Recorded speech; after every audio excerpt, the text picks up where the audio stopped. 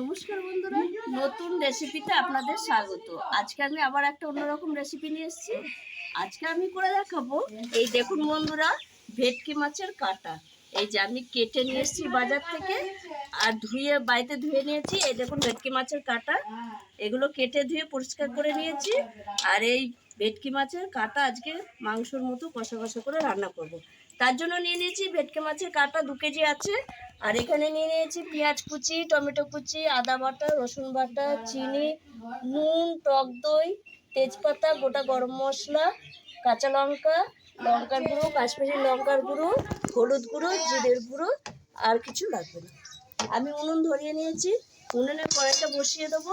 এর মধ্যে আমি এই মাছের কাটায় নুন হলুদ মাখিয়ে নেব। ভালো করে নুন হলুদটা মাখিয়ে নেব।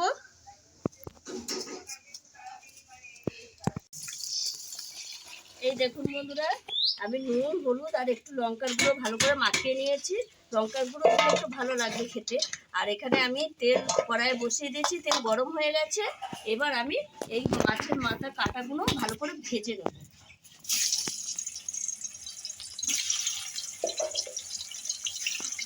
এই দেখুন বন্ধুরা, সব কাটা মাথা ভাজা হয়ে গেছে। এবার আমি সব তুলে নিচ্ছি।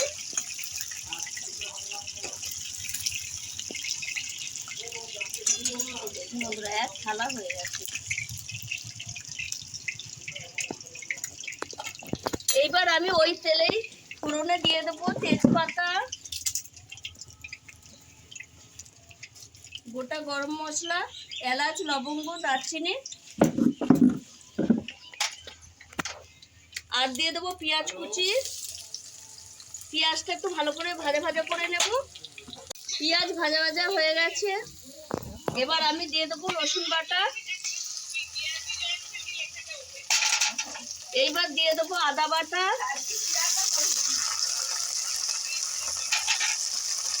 স্বাদ মতো লবণ। যেহেতু মাছে লবণ দিয়েছি, এখন অল্প দিলাম, লাগলে আবার পরে দেবো। আর দিয়ে দেবো স্বাদ মতো চিনি, টমেটো কুচি,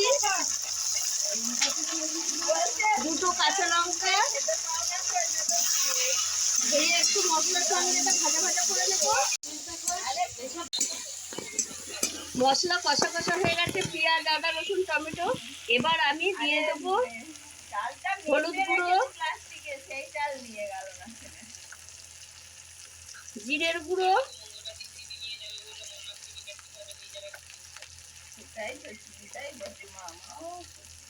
লঙ্কা গুঁড়ো। এই লঙ্কা গুঁড়ো খুব ঝাল, অল্পই দেবো, কাঁচা লঙ্কা যেহেতু দিয়েছি। আর দিয়ে দেবো কাশ্মীরি লঙ্কার গুঁড়ো, কালারটা ভালো আসার জন্য। আর এর মধ্যে একটু জল দিয়ে মশলাটা আর একটু ভালো করে কষিয়ে নেব।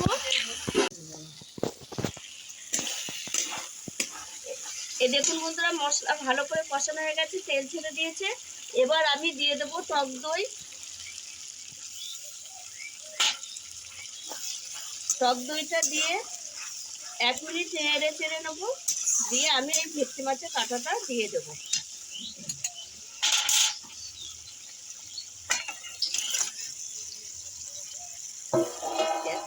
হয়ে গেছে। এবার আমি একটু মিশিয়ে নেব।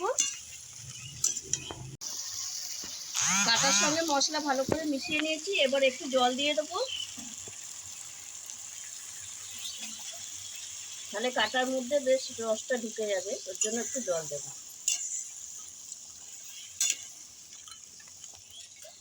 আর বন্ধুরা, এই ভেটকি মাছের কাটা এই মাংসের মতো কষা কষা খেতে হেভি লাগে। এবার আমি আস্তে আস্তে জাল দেবো। এই দেখুন বন্ধুরা, কত সুন্দর হয়েছে। এই ভেটকি মাছের কাটা চচ্চড়ি বলুন আর কষা বলুন, একই রান্নার পদ্ধতিটা। এই দেখুন কত সুন্দর হয়েছে, আর দারুণ একটা গন্ধ আসছে, ফ্লেভার আসছে। এবার আমি নামিয়ে নেব, হয়ে গেছে। এই যে প্যান,